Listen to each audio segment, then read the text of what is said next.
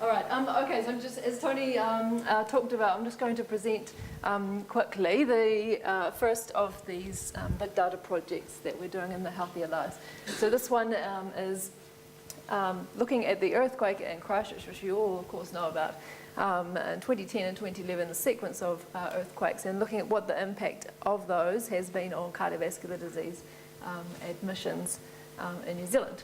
So that was our main question. And we were interested in how this differed by ethnicity and income as well. So what's the background? What do we know about earthquakes and cardiovascular disease? Just to put this in context, many studies have been done in different parts of the world based on different earthquakes, looking at the impact on cardiovascular disease. Several different types of cardiovascular disease have been linked to earthquakes. Some of the biggest studies from the 2011 Great East Japan earthquake show up this as well. But a lot of those studies are based on really short time frames. We were interested in the longer term impact, given ongoing stress, ongoing claims in the recovery, a lot of interest in the recovery in Christchurch. What has the impact of that been on cardiovascular disease hospital admissions? So we know there's been huge costs. This study focuses on building damage as our exposure. I'll talk more about that. There's over $10 billion in building damage costs, and about half of those costs were due to the event on the 22nd of February in 2011, and about a quarter were from the 4th of September 2010 quake. What studies have already been done in Christchurch? We're already 5 years on, and several studies have looked at the impact of the earthquake and stress on NCDs, which is of course our interest today. And a couple of studies there recently published show the impact on psychological disorders. Daniel Hogg, who's a student in Canterbury University, there showed the 23% increase in mood and anxiety disorders in those most affected areas of the Christchurch city, so that's the central and eastern parts of the city. And of course cardiovascular disease, a very short-term study looking at the first 2 to 5 weeks, I understand, showed this blip in some cardiovascular disease events. So for the 4th of September, that study showed an increase in MI, STEMI, ST elevation, myocardial infarction, and whereas in the February quake, the most notable increase there was in stress cardiomyopathy. All right, so that's a bit of background. We wanted to look at the longer term impact on cardiovascular disease. So don't want to frustrate or irritate anyone with my diagram, but we were really interested in the impact of earthquake-related stress on cardiovascular disease. And of course the IDI provided an environment that we could adjust for some of these confounders. There were some things that we couldn't adjust for, like ill health or personality. All right, so this is my methods slide. What did we actually do? Well, with all thanks to the Earthquake Commission, they were able to provide us with dwelling level information on building damage costs. We were able to link that by mesh block into the IDI. So for each mesh block, we had a measure of building damage. And then the IDI, the biggest thing that it provided was this cardiovascular disease hospitalisation rate, so an incidence rate of cardiovascular disease. And what was really helpful was being able to identify the resident population in Christchurch using the IDI with code that already existed that Sheree Gibbs was working on from a previous Virtual Health Information Network, VHIN, Catalyst project. So having code existing was very helpful for this project. And of course with the IDI we were able to adjust and censor for person time outside, so censor out the time that people were outside the country, and of course censor for death. Alright, so a little bit more about the exposure that we looked at for earthquake damage. So this is sort of a proxy of earthquake related stress. This is the map that shows each of the mesh blocks and how they're categorised. So for each dwelling we had the rateable value and we had the claims, the total claims over a year of the building damage costs on that particular dwelling. We worked out the building damage as a proportion of the rateable value.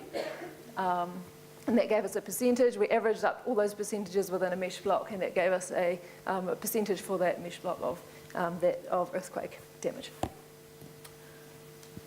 Okay, so moving straight to the results. So I really hope that I'll have a whole lot of exciting results to show, but we've got a lot of insignificant results when we did do this. But there's some interesting things in here, so we can have a look through it there.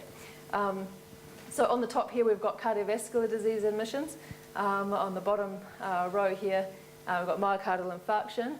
On the y-axis here is the age standardised and ethnicity standardised rate ratio. So we're comparing, this is the group with the highest amount of damage and the least amount of damage compared to another group with very minimal damage. So the control group here is the areas and mesh blocks in Christchurch with very little damage. And we can see very little relationship, if any, no relationship, but no trend really in having any relationship in the long-term cardiovascular disease outcomes. In the short term, still insignificant, but a bit higher rates of cardiovascular disease, some of those more damaged areas. Myocardial infarction, again, none of those results are particularly significant, or some of them are borderline.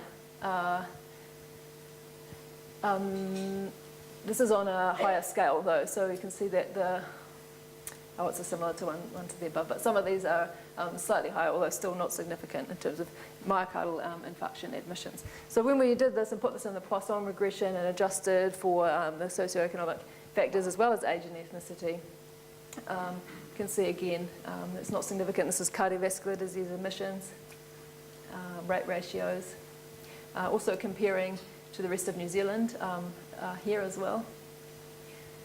So those are non-significant. When we zoomed in and look at myocardial infarction admissions as a subset, so on the left here we've got over the 5-year follow-up period. On the right we've got over 1-year follow-up period. So for myocardial infarction, again, a lot of these results are insignificant.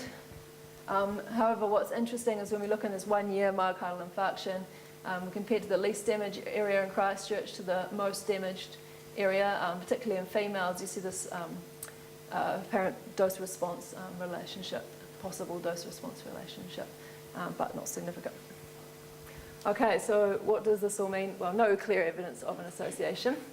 What were the strengths and limitations, and what did we learn from this doing this study? So I think there's a strength in a collaborative approach. This came from one of the other science challenge, cardiovascular disease. We worked closely with Vicky Cameron as a champion on this project, and having Simon Kingham from Canterbury University was very helpful. And Vivian Ivory also supported this. And some of the other strengths, well, yeah, being able to compare more damaged versus less damaged areas in Christchurch. The other studies in this area haven't been able to use that data yet, so that's now available is a step forward. And of course, the VHA encode was really valuable, helpful to identify cardiovascular disease in the resident population. Having that already existing improves the efficiency of this study. And being able to censor by death and time spent outside New Zealand is an improved design as well. There were some limitations. Our EQ-C data, we could only link by mesh block, couldn't have it at the individual level because that data is not available in the IDI at that level, but could be put in there in the future. And trying to work out, is our hospitalisation, is that a good indicator of cardiovascular disease? Is it just acute admissions, or is there a whole lot of elective admissions possibly might bias some of these results? Having limited power to detect very small changes is a limitation, and also